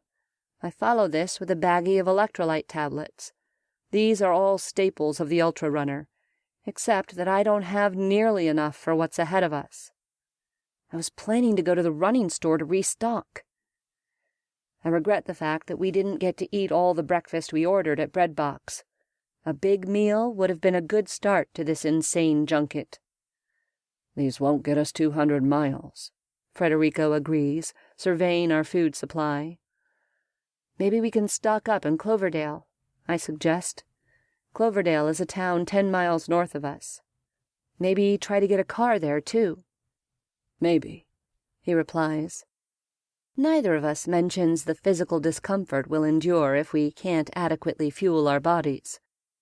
I try to eat 200 to 300 calories per hour when I run an ultra. I've distilled this down to a science over the years. My body can't digest more than this, and as long as I keep up a steady stream of fuel, I'm in good shape. Based on our meager supply of snacks, we have enough for 3, maybe 4 hours. Fuck it, I say, breaking the silence and dropping the food into my pile of gear. We'll have to figure out ways to refuel along the way. I won't let one little obstacle keep me from getting to my son. That's the jackalope we all know and love. Federico grins at me. If we let little obstacles keep us from racing, we'd never make it to the starting line. At least we have a blister kit. I pull out a little Ziploc filled with needles, Band-Aids, nail scissors, sterile wipes, and a tube of Neosporin. Don't forget to lube up. Federico produces a stick of Body Glide and passes it to me. To the normal person, this would look like a stick of deodorant. To an ultra runner, it's the difference between finishing a race or DNFing. Body Glide is a lubricant for runners, designed to protect the body from chafing on a long run. I pull off my shoes and rub my feet with the stick, taking care to work it between my toes. I rub more along the base of my sports bra. These are the worst chafing areas for me. Then I pull on a clean pair of socks to replace the ones Federico used to wipe his ass. Can I borrow these? Federico pulls out a pair of compression calf sleeves. They're fluorescent pink with orange polka dots. Be my guest. I pass him the Body Glide. He goes around to the side of the car to lubricate those parts of the male anatomy that need protection from chafing. I set about filling our hydration packs from the water jugs I always keep in the trunk. Running out of water during a run is almost as bad as forgetting Body Glide. Once the packs are filled, I consider my pants. I'm dressed in ankle-length black compression pants. They're my preference for morning runs. They're warm and provide protection from various plants on the trail, but they can get downright uncomfortable on hot runs. They would not be my first choice for any race taking place in the heat of the day. But compression gear improves oxygen flow and blood circulation, 2 things which will definitely be important on this run. And if there is indeed any bushwhacking, as suggested by Federico, I'll want to be in long pants. With a last glimpse at my extra pair of shorts, I decide not to change. With the pants selection complete, I move on to my shoe collection. Trail shoes, trail road combo shoes, trail shoes with beefy soles for post-race recovery, road shoes with a negative heel-toe drop, old shoes encrusted with mud, which I use when running in storms. No reason to ruin more than one pair. Shoes I bought just because they were on sale and I liked the color scheme, plus a few others that weren't on sale. Running shoes for every scenario, and then some. After a few moments of thought, I pull out a Trail Road combo pair with a thick, beefy sole. I won't be able to carry multiple ones with me, so I need to be prepared for as much variation as possible. The medium tread will work well enough on multi-surfaces, and the beefy sole will give my foot extra cushion on the long run. After lacing them on, I load my pack, shoving as much as I can into the pockets. I scavenge a few maps out of the glove box and stuff them into the compartment with the water bladder. I silently lament the loss of the things I don't have room for, like the extra batteries and shirt, the sunglasses, handheld knuckle lights, and the portable drinking straw that purifies water with UV light. There just isn't enough room for everything. Headphones are a no-go, too. They could be suicide on a course infested with zombies. I sigh, tossing them back into my car. Running 200 miles would be nicer with music or a podcast. God, and what about my waterproof jacket? I just don't have enough room. Well, shit. I've done my fair share of training runs and races in storms. This may be another one if a spring rain decides to open up. Federico comes around the car, decked out in my fluorescent pink shorts and matching compression sleeves with orange polka dots. If our situation wasn't so dire, I'd be doubled over in hysterics. As it is, all I feel is a sense of overwhelming relief that zombies are blind. Federico is impossible to miss in those clothes. He digs around in the trunk, tossing handfuls of my gear into the back seat of the car. "What are you doing?" I ask. "Seeing what else you have in here. We could use a weapon or two." He pulls up the bottom of the trunk, revealing a spare tire, jack, and lug nut wrench. "What do you think about this?" He hefts the lug nut wrench in one hand. "For crushing zombie skulls." "How are we going to carry it?" He taps the wrench in his palm, considering. "Could we lash it to the back of a pack?" "Maybe." There's a zip cord meant for securing a jacket on the back of Federico's pack. I take an extra shirt and wrap it around the wrench like a sling. After some fiddling, I get the wrench semi-secured to the zip cord. "Not very stable," I say, rocking it back and forth, "but at least it won't swing free and hit you." "Probably worth the nuisance if we get in a jam." "We won't be able to get it out very fast if we need it." "We could figure out a way to hang it from my waist, but I'd get bloody and bruised from it." "Another good point." I sigh. "I guess this is as good as it's going to get." We stand there in contemplative silence. Nearby is the occasional hum of a car as it whizzes down the freeway, and in the far, far distance is a smaller, distinct sound. Screaming. "Do you hear that?" I ask softly. He nods. "It's spreading." I set my GPS watch to 0. For the next 72 hours, our lives will revolve around this watch as it tracks our time and miles. My eyes meet Federico's. Our packs are full of water and supplies. We're laced into our shoes. Time to run.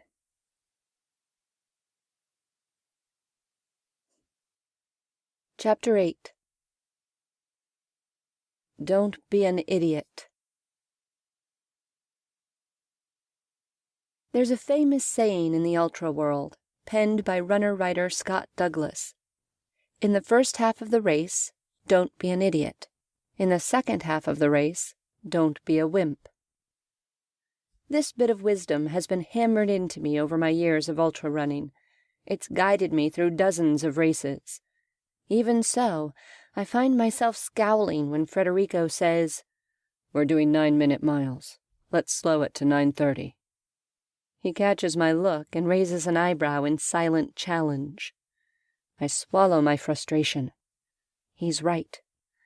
We can't help Carter and Alicia if we push too hard now and collapse at mile 50. I force my legs to slow and my breathing to ease. The act makes me feel like a wild horse in a cage. I want to bust free and run hard and fast. I want the world to blur by on either side, to pass in a rush and transport me to Arcata, to my son. "Perfect," Federico says. "If we can hold this pace for the next 50 miles, we'll be in good shape." He's right, of course. We settle into a familiar rhythm, running side by side down the frontage road. We pass wineries, houses, some so old they look like they'll tip over in a stiff breeze, vineyards, and even a lonely church. I try not to think about how little food we have and how shitty we're going to feel when it runs out. Thank goodness the next town isn't far away. Despite my worry about food, tension leaches out as we move down the road. It always does when I run. There's an odd normalcy to me and Federico running together. As I cruise along, my shoes landing lightly on the pavement and my breath feathering in and out of my lungs, I can almost imagine the world is still normal, that zombies aren't real, that my husband is still alive, and my son is safe in his dorm. The road meanders northward, sometimes drifting closer to the freeway than I'd like. There's a chain-link fence separating us from the main highway. Will that be enough to protect us if we run into zombies? "Do you think the news reports are right?" I ask. "Do you think this is a bioterrorism attack?" "Don't know," Federico replies. "It's not outrageous to think whatever it is, a virus, bacteria, whatever, came in on a cargo ship. It wouldn't be the first disease to get past customs." I shiver. Nothing to do but put our heads down and keep running. At mile 3 we encounter our first car wreck. It's a single car crashed into a pine tree on the side of the road. Both driver and passenger side doors are open. A thin stream of steam hisses up from the engine. At first I think the car has been abandoned, but then I see the pair of legs sticking out from behind the car. The legs are attached to a woman who lies prone on the dirt while a man dips a hand into her stomach cavity and feasts on her entrails. I gag and look away as we run by. The frontage road drifts away from the freeway. All is eerily silent and deserted. A lone cyclist passes us, bent low over his bike. He swings wide around us, looking at us with wide, panicked eyes before disappearing over a hill. 2 pit bulls bark as we run by their chain-link fence. Their shrill voices echo, crashing in my ears like cymbals. Is there a way to shush pit bulls, short of shooting them? I ask. "Maybe they'll pipe down when zombies show up to eat them," Federico replies. The dogs throw themselves at the fence as we pass, their snarls following us. At mile 6 we come upon a second car wreck. There are 4 cars in all. One engine still hums, the front wheels dangling in the drainage ditch on the side of the road. There are 5 zombies, all of them clustered around the car with the purring engine. Glimpses of eerie, lifeless white eyes make my skin crawl. I slow, worried my footsteps will draw their attention. Will that chain-link fence be enough to protect us? Can they climb? "Keep moving," Federico says. "Run on your toes." I follow his instructions, rising up onto my toes. With less surface area to make contact with the road, my footsteps become softer, lighter. The zombies don't turn toward us. They are fixated on the car. They claw and scratch at it, snarling and growling. In the distance, a siren wails. The zombies hear it the same instant I do. All 5 of their heads turn, looking north toward the new sound. Seconds later, an ambulance and 2 cop cars zip by, tearing southward. As a unit, the The 5 zombies peel away from the car. They turn, breaking into a run, and follow the sirens. One of them, a 40-something woman in blue jeans, smacks right into one of the other cars. She drops. An instant later, she's back on her feet. Snarling, she reaches out with her hands and feels her way around the car, then resumes her run down the freeway. Carter was right, Federico says softly. They are blind. And attracted to noise, I add, watching the zombie in blue jeans disappear down the road with the others. I hope they don't have enhanced hearing. Federico's lips set in a grim line. We'll be fine, so long as there's something louder and more obnoxious to draw their attention. But if we're the only ones around, we're screwed, I reply. The small town of Cloverdale comes into view at mile 8. It's a cute hamlet nestled on the northwestern side of Lake Sonoma. Federico and I slow, stopping to survey the town from a distance. From where we stand, it looks peaceful. Maybe Cloverdale is safe enough for us to get a car, he says. How much money do you have in your bank account? I hesitate. I have Kyle's life insurance money. The idea of spending it opens an ache inside me, as if one more piece of Kyle is being taken away. You're being stupid, I tell myself. Kyle's gone. There's a used car dealer on the south end of Cloverdale, Federico says. You sure we should go into the town? No, but I do know this journey will be faster if we can knock out some miles with a car. I'm willing to run it, but faster is better. I draw in a breath. Okay, let's get closer and have a look. I pause. Maybe we should unhook your lug nut wrench? Good idea. 2 minutes later, we're on our way again. Federico, wielding the lug nut wrench in pink running shorts and polka-dot calf compression sleeves, looks like a vagabond nut job.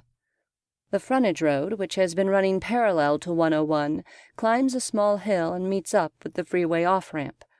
We jog up the rise and cross onto the overpass. We drop into crouches at the top, staring out at the scene. What stretches out before us is nothing short of suburban perfection. A Safeway shopping center dominates the scene, the parking lot flanked on either side by a gas station and McDonald's. There's a Boy Scout troop outside the McDonald's, gathered around the outside of a big white van. A few cars roll in and out of the parking lot, most people going into the grocery store.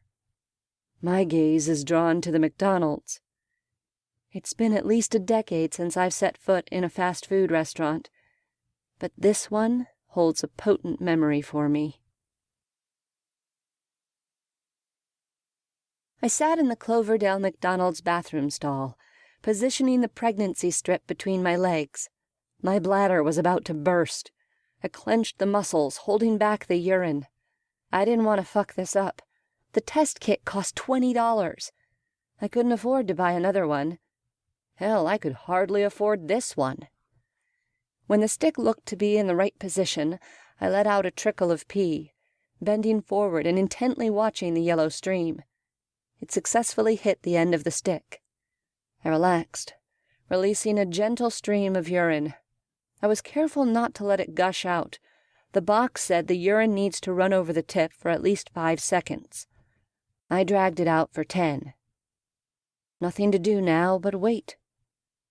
3 to 5 minutes, according to the box. I put the test strip on the toilet paper dispenser, rising to reposition my skirt. It was Kyle's favorite, a filmy blue and brown maxi I'd picked up at a thrift store. I wore it on our first date. It seemed like the right thing to wear today. Like maybe my choice of clothing could influence the result of the pregnancy test.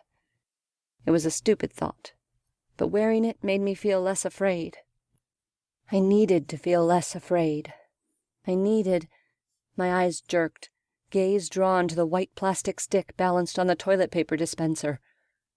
A bright pink plus sign blazed up at me. I burst into tears, staring in horror. I'm only 19, I thought. I'm only 19. The sentence repeated itself over and over in my head. This was not how my life was supposed to go.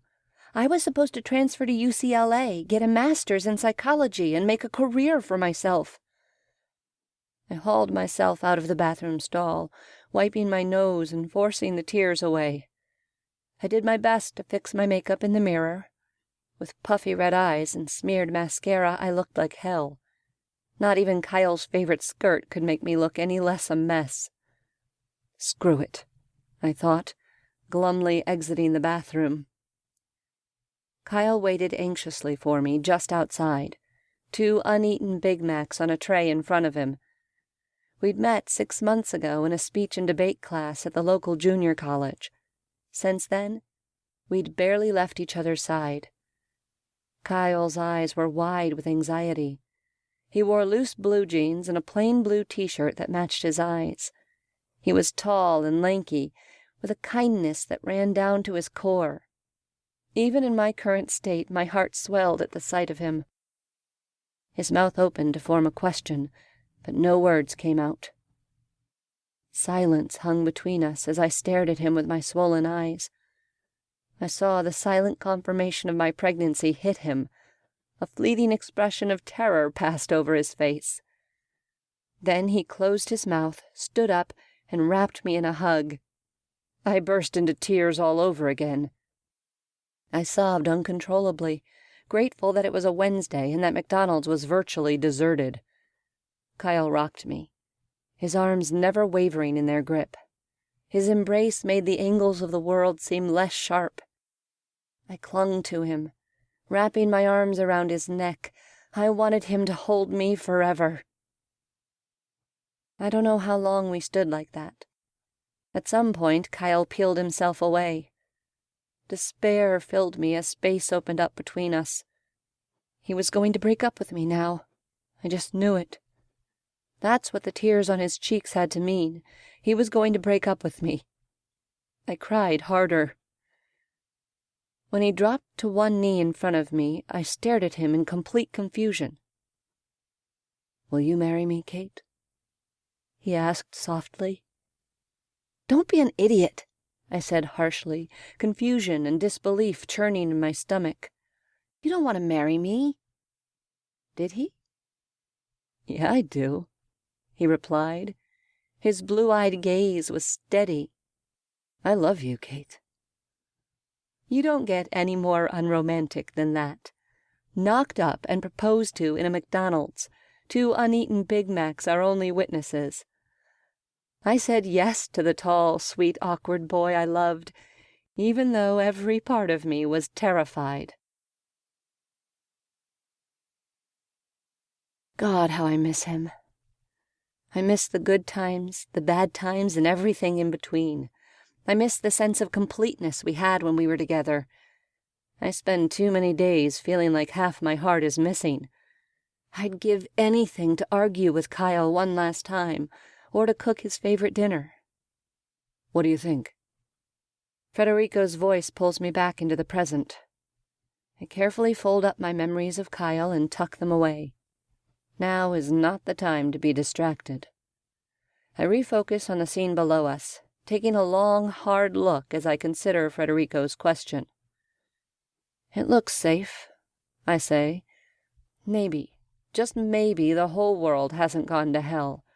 Maybe it's just Healdsburg and Portland. I dare to let myself hope. I think we should go into Safeway and stock up on food. "What do you think about trying to get a car?" I shift, uncertain. Let's focus on food first. We jog down the overpass and into town. A minivan full of kids in Pee-wee football uniforms rolls by us. "Go Bulldogs" is written in white paint across the van's side windows. The woman behind the wheel gives us a skeptical look before rolling onto the on-ramp. To her, we probably look like whack jobs on really good weed, because who would run over an overpass wielding a lug nut wrench? We jog up behind the McDonald's, wading through a margin of waist-high weeds as we circle around toward the parking lot. The drive-thru is empty. though I see a blonde-haired teen spraying cleanser on the pickup window ledge. 2 yards into the grass, a stomach-curdling stench hits me. I draw to a halt, covering my nose and checking my shoes, wondering if I stepped on roadkill. In the same instant, Federico trips on something. He grunts in surprise, then lets out a surprised yelp. "Kate, look out!" Would you like another free Undead Ultra audiobook? Head over to my website at www.camillepicott.com and join the VIP Bunker. Inside the VIP Bunker, you'll get instant access to Dawn Patrol, the Undead Ultra prequel audiobook, completely for free. So what are you waiting for? Head on over to www.camillepicott.com and join the VIP Bunker. Hope to see you there.